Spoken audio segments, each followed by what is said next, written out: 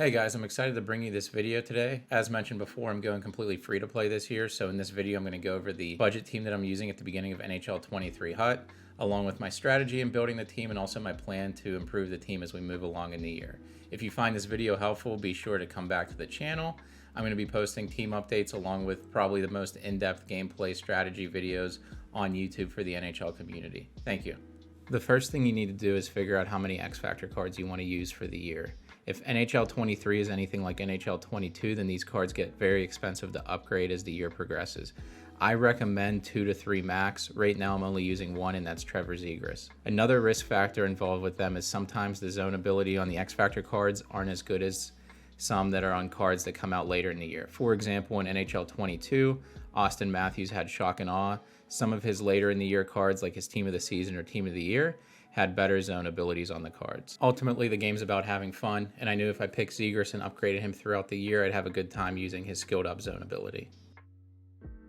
One of the toughest things to overcome when using a budget team in HUT is a lack of speed. Kapanen, Kuznetsov, Duclair, and Ehlers have been mainstays for HUT budget builds for years, due to them being rated low enough to not be desirable to people that have great teams, but still fast enough to where they can keep up with some of the better teams. Looking at Kasperi Kapanen, he has 90 speed, 90 excel, and then if you have Fly the Zone activated for Kuznetsov, he's all the way up to 92. One of the bigger drawbacks for these types of players is their shot isn't as good. To make up for that lack of shot power, I like to find players that are cheap that have silver superstar abilities that impact their shot. Mika Zibanejad and Jared McCann are 2 good examples.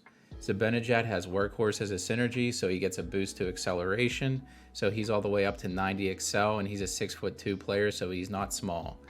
With Silver Snipe, he should be able to hit some of those shots from high in the zone that will help you out.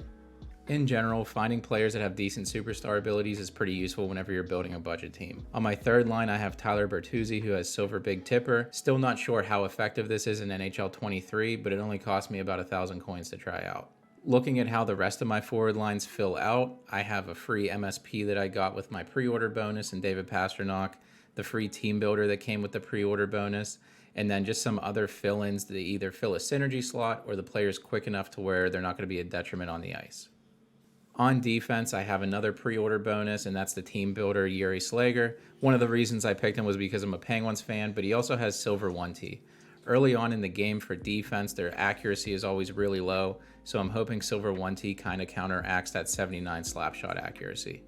Like I did for my forward lines, I'm using silver abilities to overcome some of the negatives that come with using lower rated defensemen. Chris Letang, Aaron Ekblad, and Thomas Chabot all have silver Heat Seeker, and Werenski has silver Seeing Eye. Pietrangelo is just there to fill the Fly the Zone synergy slot. That gets him up to 86 speed.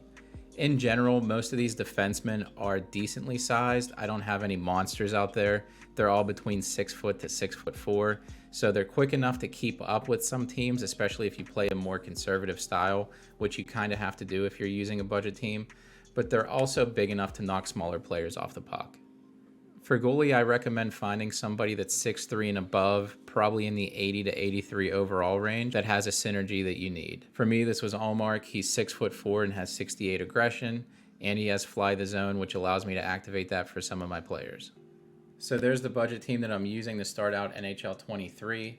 Most of these cards can be bought for under 3K coins. Total team price, not including the pre-order bonuses or the Zegras X Factor, is probably under 50,000 coins. Moving forward, whenever it comes to like rivals, I'm just going to take untradeable rewards. Whenever it comes to the tradable ones I get from HUT Champs or if I play squad battles, I'm going to try to sell all those for as many coins as I can. Whenever it comes to MSPs, I'm probably not going to make any from any of the events outside of the Fantasy Evo one or the Team of the Season or Team of the Year. Hope you enjoyed the video. Thank you for watching, and I'll see you guys next time.